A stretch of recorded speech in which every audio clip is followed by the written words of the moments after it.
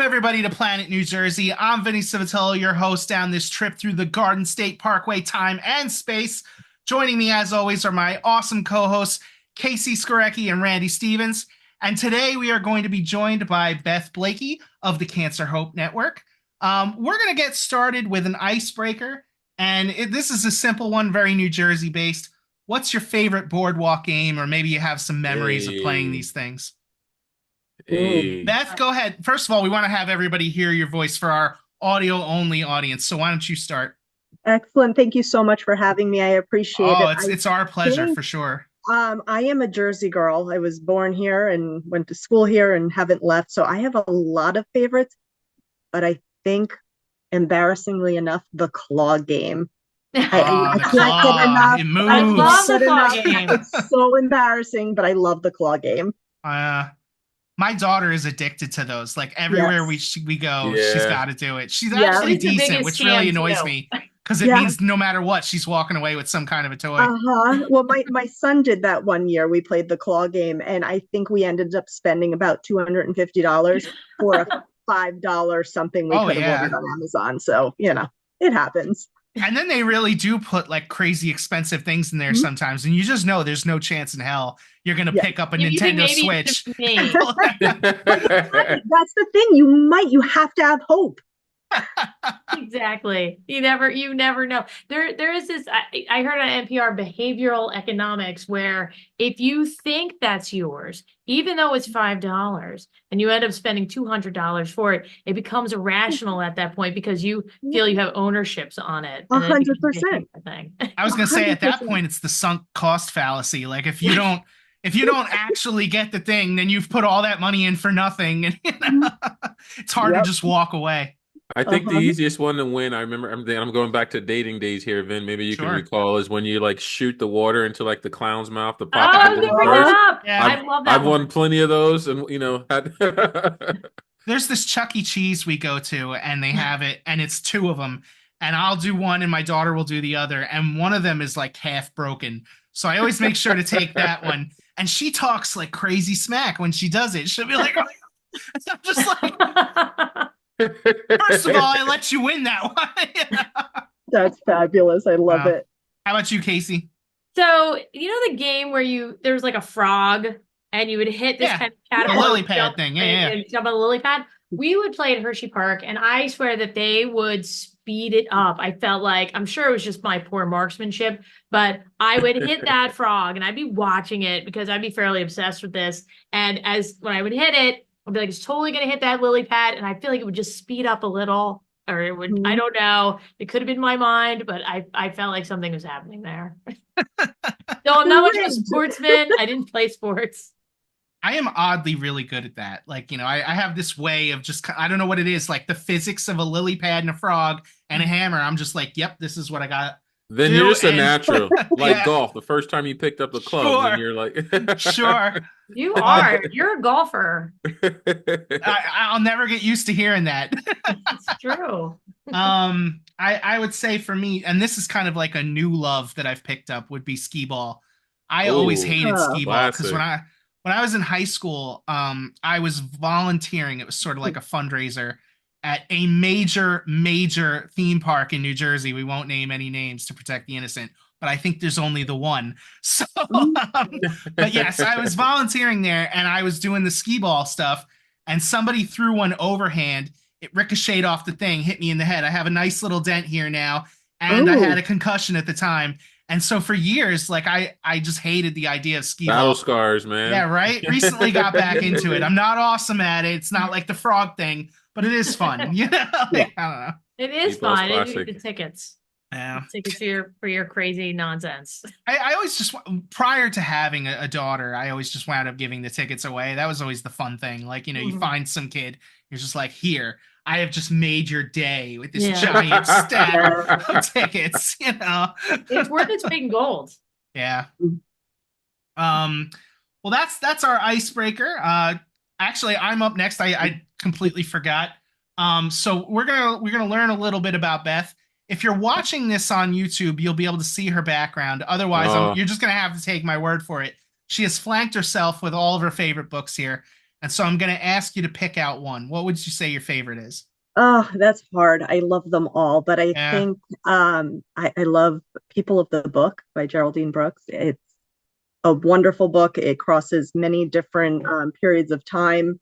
It's about an illuminated Haggadah book that has been passed on from BC all the way through. It follows the progression of the book and how it changes hands over and over and over again until present day. And it's a really beautifully written story.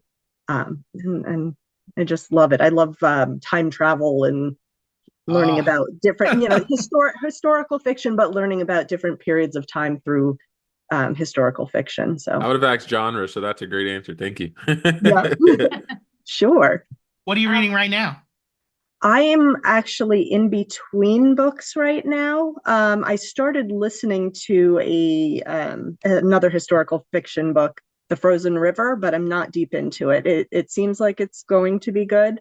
It has a little bit of everything that I enjoy: a midwife, a murder, a mystery, and it takes place. I think I'm trying to figure it out, but I think it takes place like roughly Revolutionary War times. So. Okay. Now, before we started, I was asking you, you were saying you're also like maybe a little into movies. Yeah. Are you somebody that let's say you hear on the grapevine that one of your books is being adapted into a film. Is that something that excites you or no? Good question. It does. It does. I'm always interested to see how other people interpret a book, whether that's through a conversation in a book club or how they interpret it in film. I really enjoy seeing that.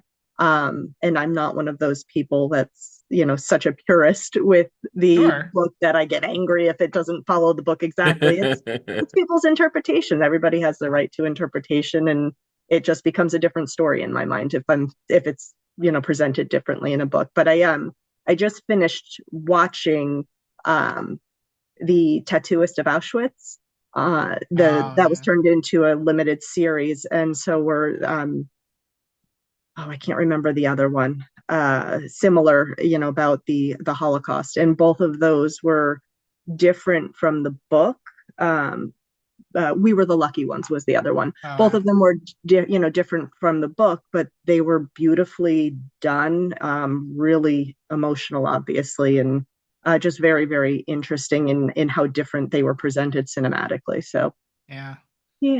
Then can we ask that in reverse? Can I ask that in reverse? Like, Yeah, are there any films that you've seen, Beth, that you were like, oh, I didn't read that book, and you want to go, what I'm saying? So you watched the film first, heard about the book, and then went and picked that up? I haven't done it yet, but I'm really looking forward to reading Where the Crawdads Sing. I saw the movie, and Fabulous. The movie was great, and I was like, now I've got to read it.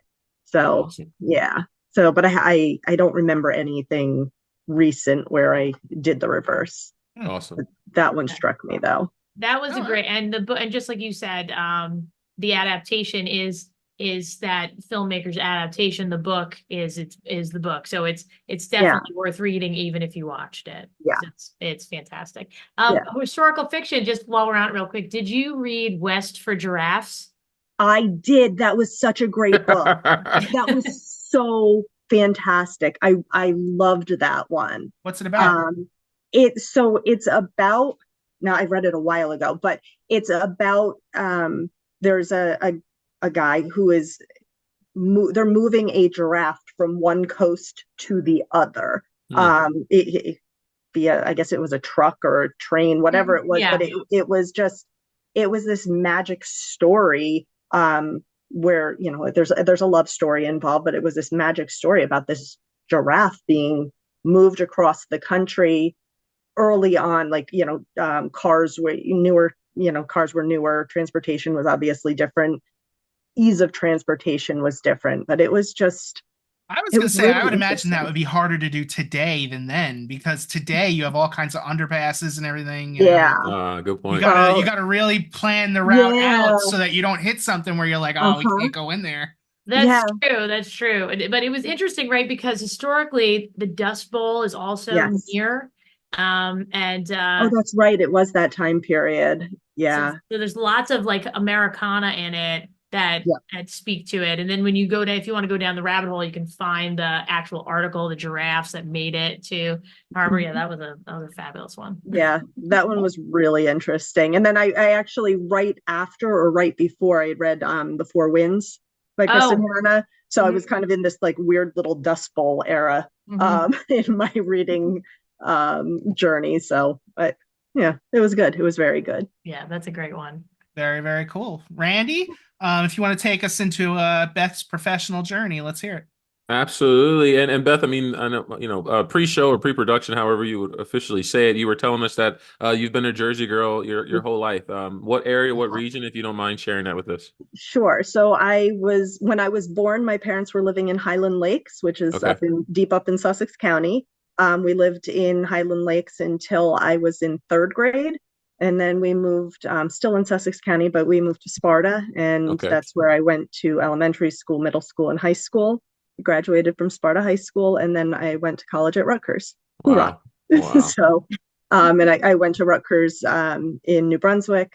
At that point in time, Rutgers was still separated into the 5 different campuses in New Brunswick. So I was a Livingston College graduate. So the BIA and us can appreciate someone with such deep-rooted Jersey roots, and keeping your career here. Like we greatly appreciate it. So that's good. That's good to hear.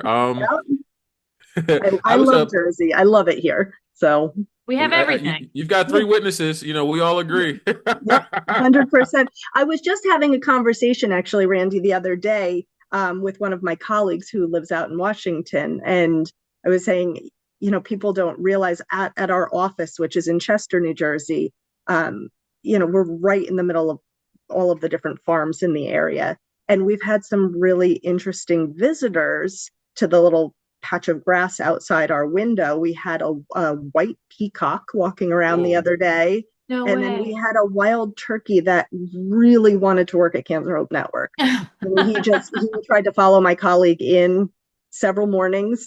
He wouldn't leave. And then he decided the intersection right there by our office was a good place to hang out and caused all kinds of traffic problems. But yeah, it's such a beautiful state. So many people think of New Jersey as this, kind of urban, dirty area. And it's just, it's farm country, it's trails, it's, the beautiful beaches. You really can't get a nicer state, in my opinion. All in favor of giving Beth her Planet New Jersey residency card immediately, pushing that through, like say aye. There you go, aye. Yes. I'll take it. Peacocks are hilarious. I was on a film shoot once, and there was one that was following me around and everything. And I asked the guy, like, what's up with this peacock? And he goes, oh, he's got a crush on you. And I was like, what? This thing just followed me around like the whole day. I thought it was just me, Vin. I thought I was the only one with the man crush on Vin. No, you have a peacock to compete with. There you go. Strutting their stuff. Oh man, that's good to hear. It's very, very interesting too. And I'll just say this too before I move on. I grew up in Mercer County, so kind of central Jersey. About 3 to 4 years ago, we relocated to southern Jersey, real just farmland. Like I've been saying this for the last couple months to where my wife is catching on. Like we do a lot of farm stands and that sort of thing. Yeah. I said like a lot of our vegetables are like farm to table now. Like I'm one of those people now, so I can appreciate a good farm stand for sure. I love Jersey. So now here's a real question for you. What do you call the little things that you put on top of your ice cream? Do you call them sprinkles? I've always called them sprinkles. All right. So you haven't been indoctrinated as a South Jersey boy quite yet. Jimmy's? Yeah, when I went to Rutgers, I didn't realize that for as small of a state as New Jersey is, how wildly different North Jersey and South Jersey absolutely. was. And I learned, Jimmy's versus sprinkles, or hoagies and subs, I think, is another one you hear people kind of debate about a little bit. Which one? Hoagies and subs, like hoagies and subs. Yeah, Taylor ham versus. We had that conversation, Casey. It's crazy, right? Well, you've kept a little of the Central Jersey in you. Planet New Jersey access immediately granted to Beth. I mean, we love her already. we love her already. So I got a more formal question for you. Sure. I was playing around on LinkedIn a little bit and just admiring your career, your steps, and your paths. So from corporate positions in leadership to nonprofit management, like how was that transition, and or was there something that kind of led to a pivot? In such different spaces? So there were a couple of pivots. The first, I started my career in the corporate world. And I did that honestly because I didn't know that there were any other options.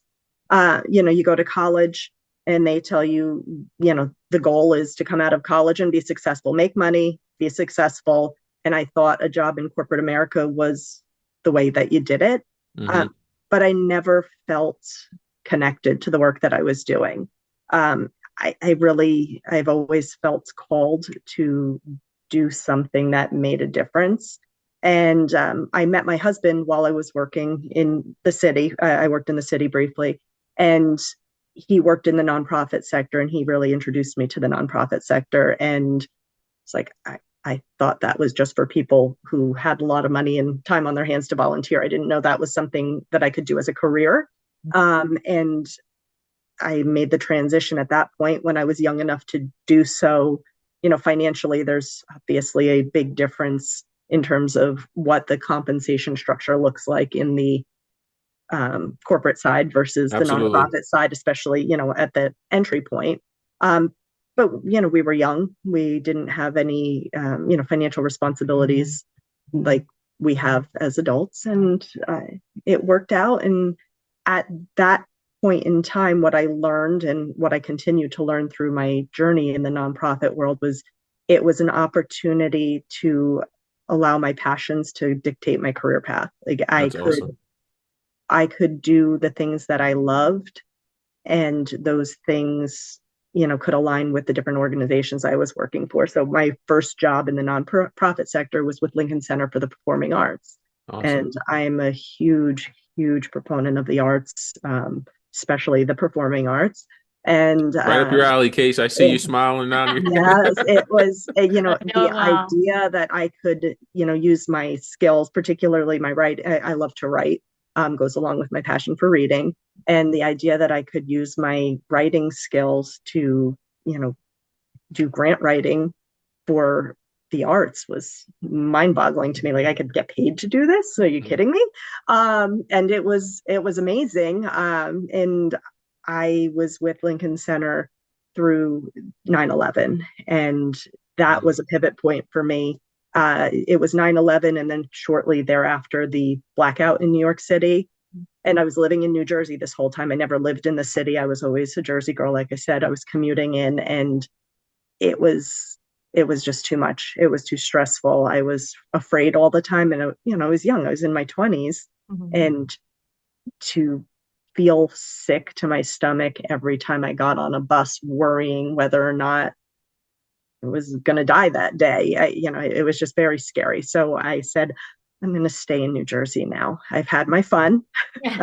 I'm going home. And I did. I went home. I went to Rutgers, and I worked for the Rutgers University Foundation. I worked for my alma mater. And again, I was able to put my time and talents towards making a difference for the university that gave me so much.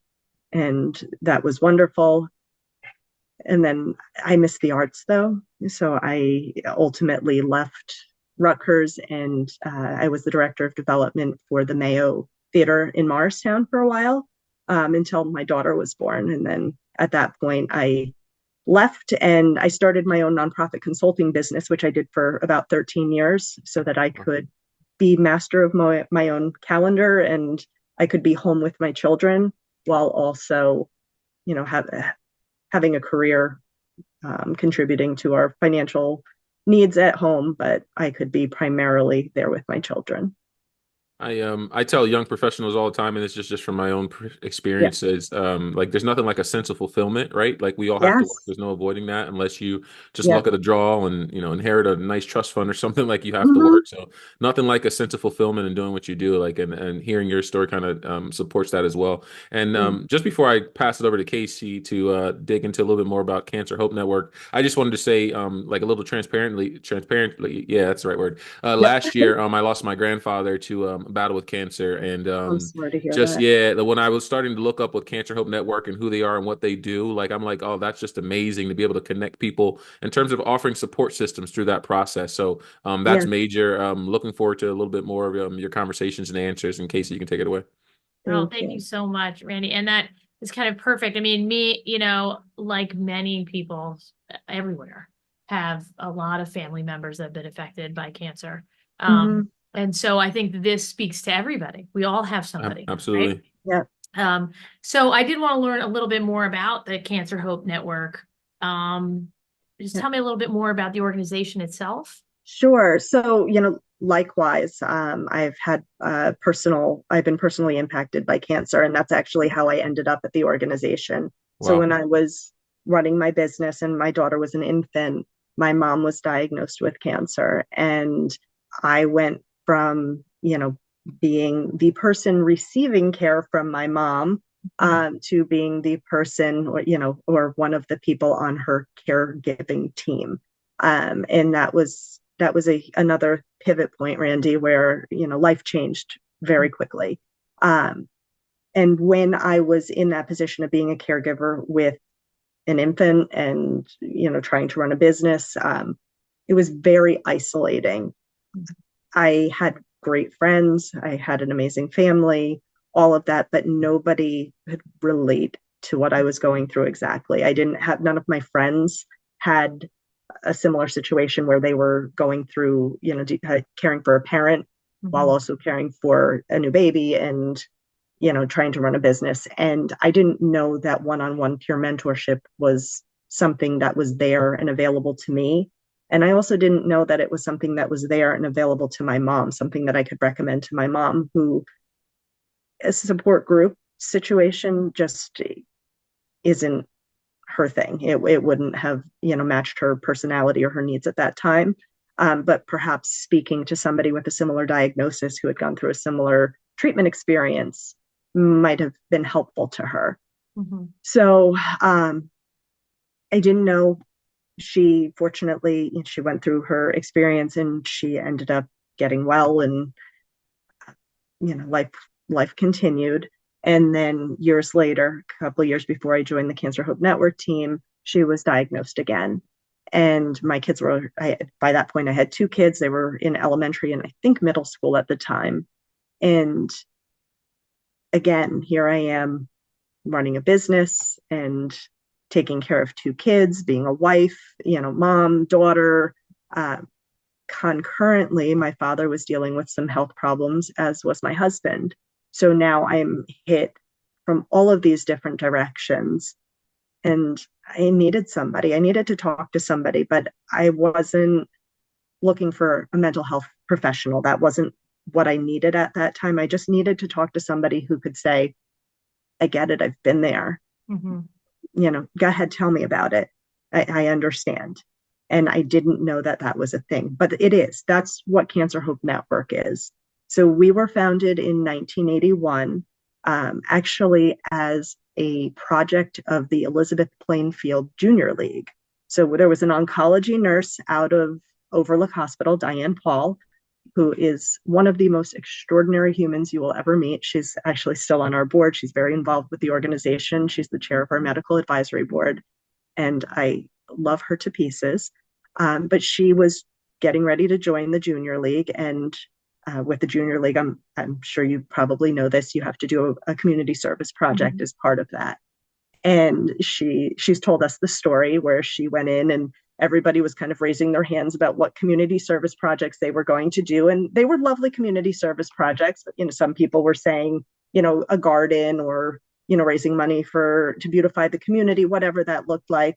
And Diane, as an oncology nurse at the time, had patients who would come to her almost daily saying, I'm really afraid of chemotherapy, which was the course of treatment most used at that time, and say, I'd love to speak to somebody. Do you have anybody that you've treated who's gone through this experience and lived? Because, at that time, whether or not you're going to live through treatment was, a question. And there was nothing out there like this at that time. She did her research. There were support groups, but there were no one-on-one peer mentorship programs. So for her community service project, everybody's giving their ideas, and she raises her hand and is like, I'm going to start a one-on-one peer mentorship program for adults impacted by cancer. Well, you could hear a pin drop, I'm sure, right? But she said it was one of those moments, it was a magic moment where people came together, and there was other women in that group who were also healthcare professionals, and they said, I'm in, let's do it.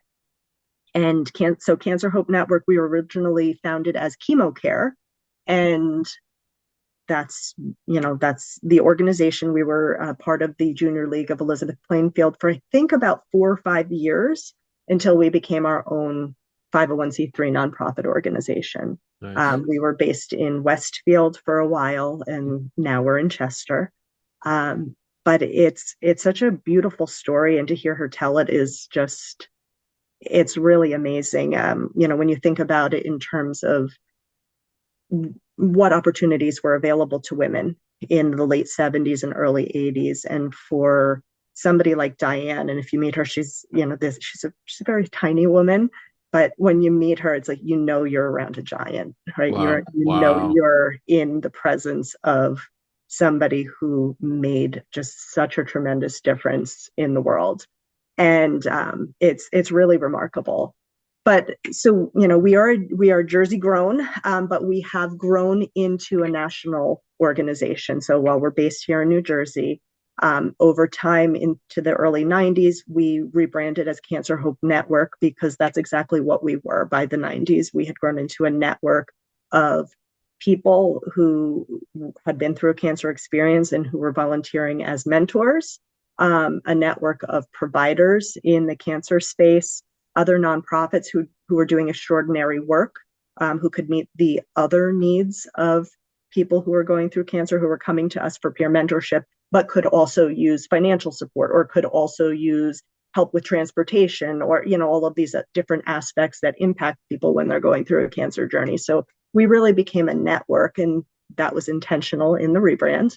And over time we grew. So the first year that we were founded, we helped 7 people. Since then, we've helped close to 60,000 people who have gone through cancer. So it's a really incredible organization doing incredible work.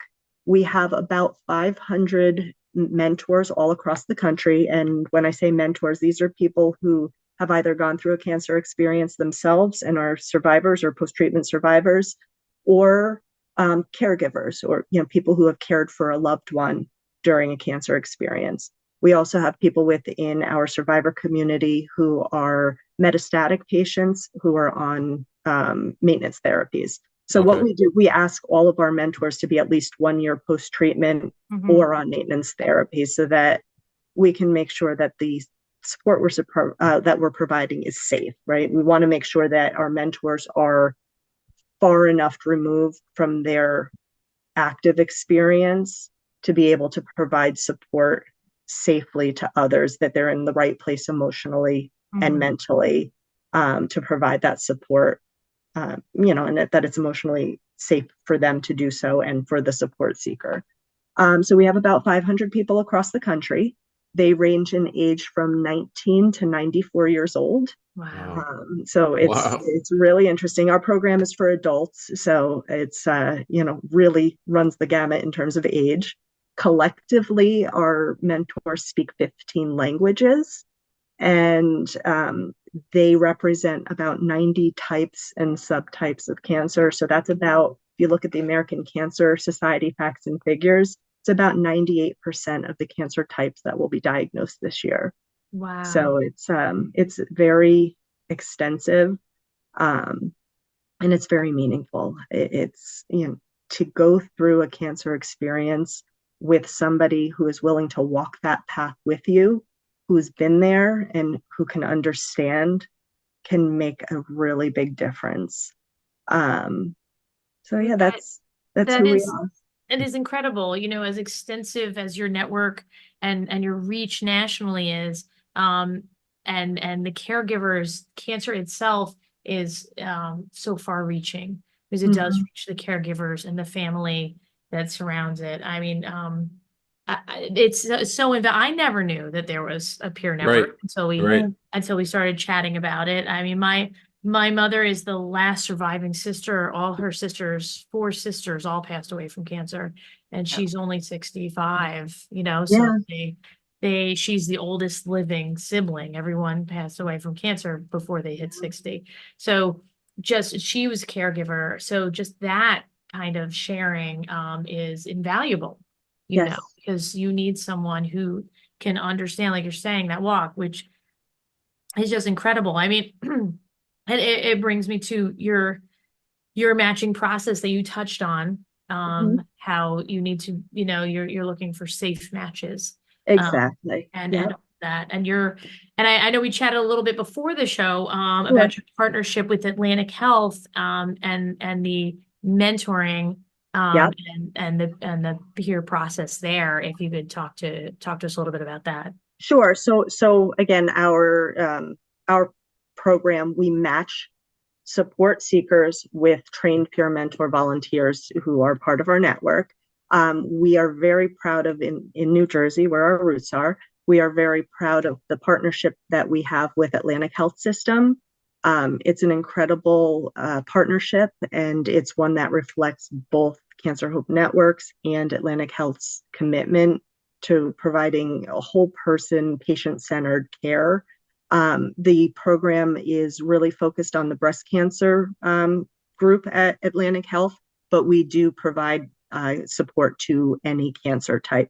But within the confines of this partnership, we're actually offering an in-person one-on-one peer mentorship program at all of the Atlantic Health cancer centers in the state. So it's been wonderful to work with them.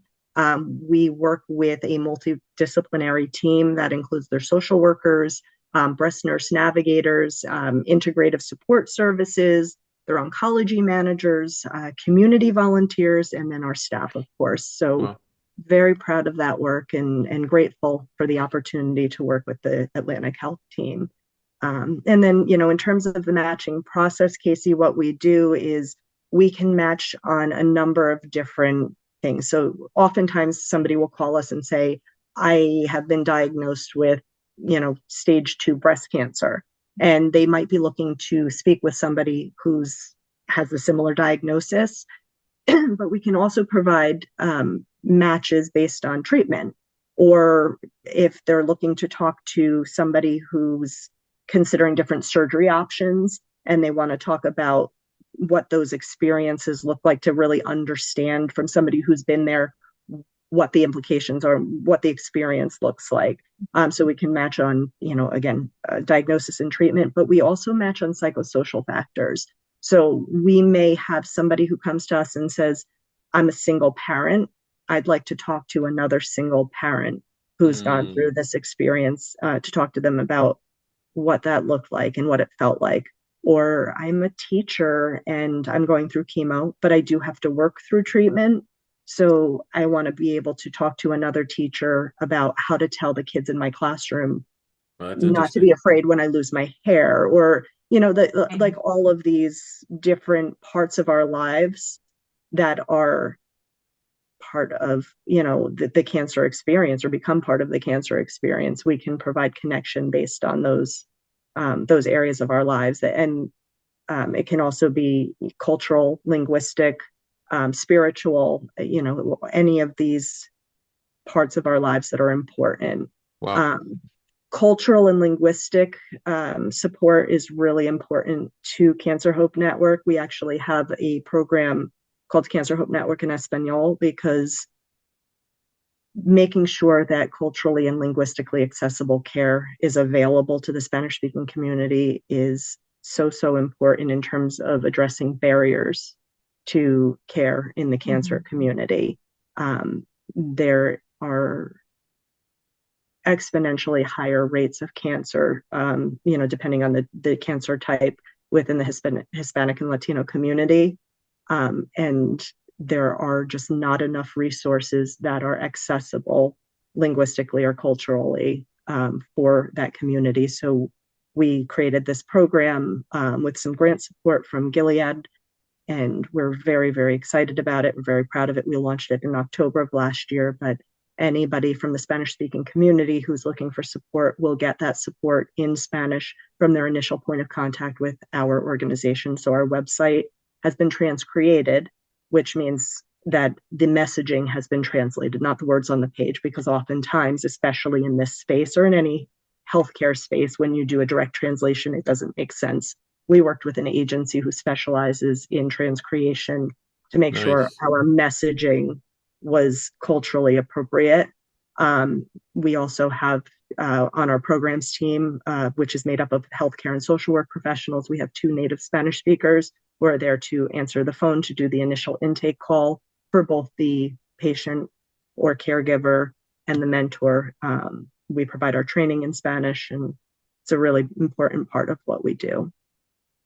It sounds like, I mean, it just sounds like something that, like I said, so many people can relate to. And I'm sure people would love to learn more about it and get more involved. I know you have a gala coming up. We do. I'm very excited about it. Thank you for bringing it up.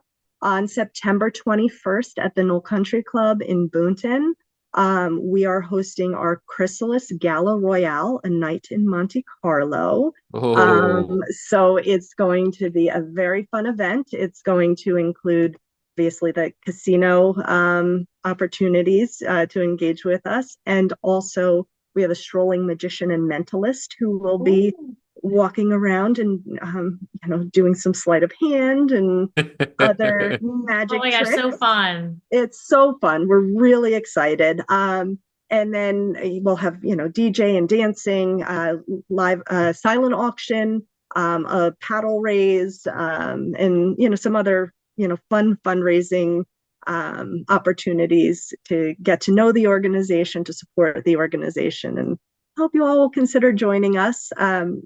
For any information about Cancer Hope Network, whether it's if you're looking for support, if you are interested in getting involved as a volunteer or joining us for our event, it's all up on our website, which is cancerhopenetwork.org. But I'm thrilled for the opportunity to introduce our program to your audience and really appreciate this. Thank you. Oh, well, thank you, Beth. Thank you so much. Absolutely. It is just, it's new to me, and I'm sure it's new to a lot of people that this, like you were saying, exists. So thank you for bringing it out and to introduce it to a wider audience.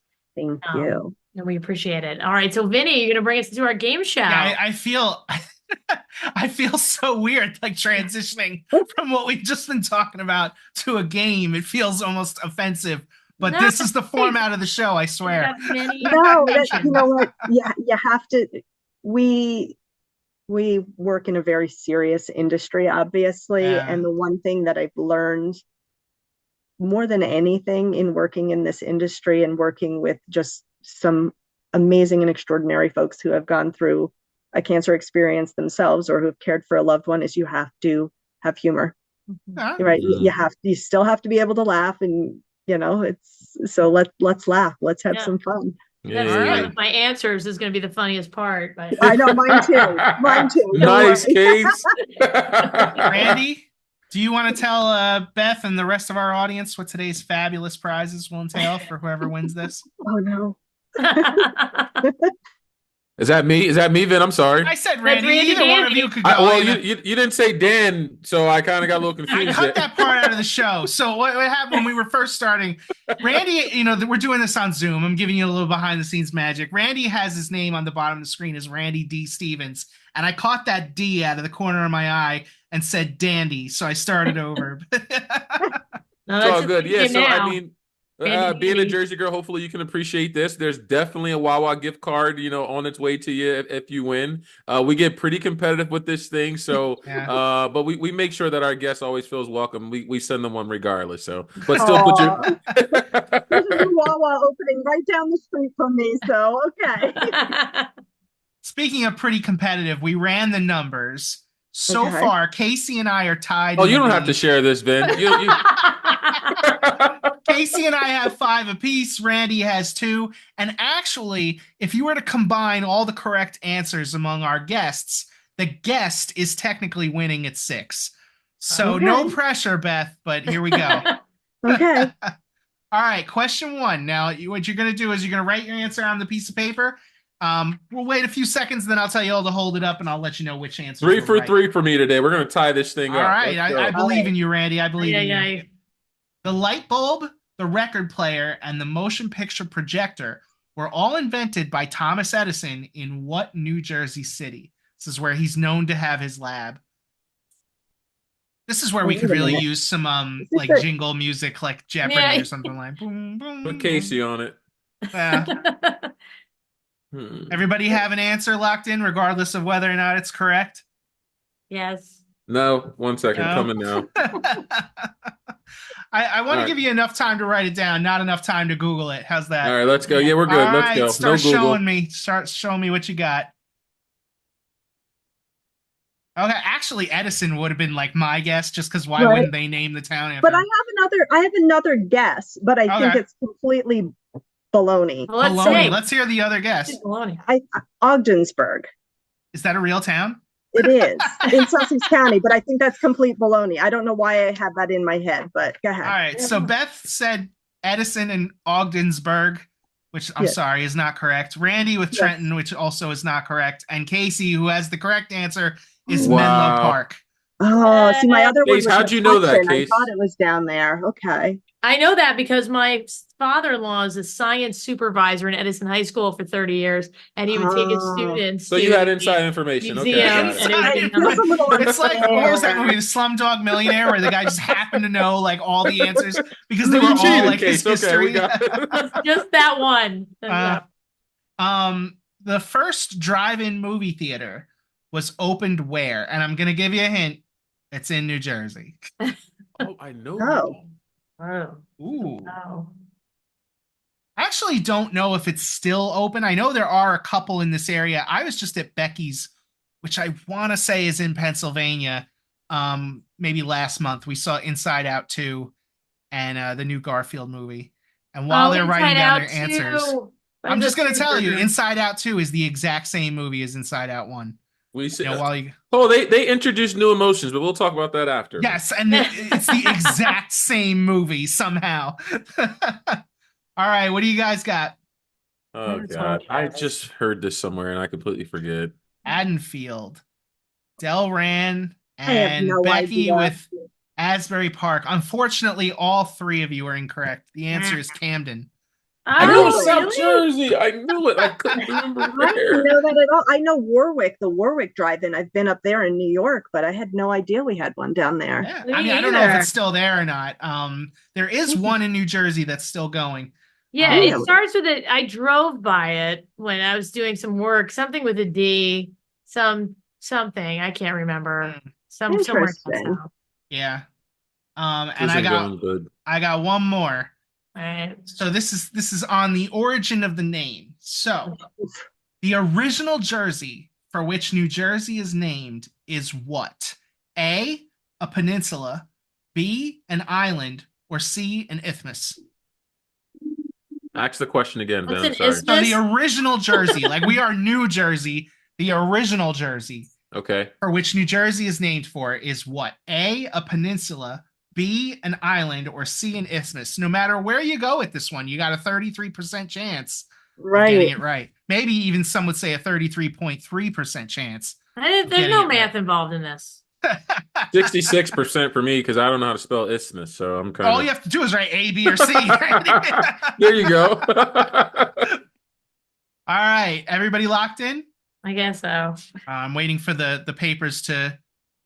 Hey! Oh, we have a defined winner here. So it is B, an island. I thought it was island. I got confused. It's actually called like the Channel Isle of Jersey. Yeah, I was just going to say Isle of Jersey, right? And if you're not watching this on YouTube, you missed out. Casey, can you hold that up again? She like drew an island. Did you know that, or was that a guess?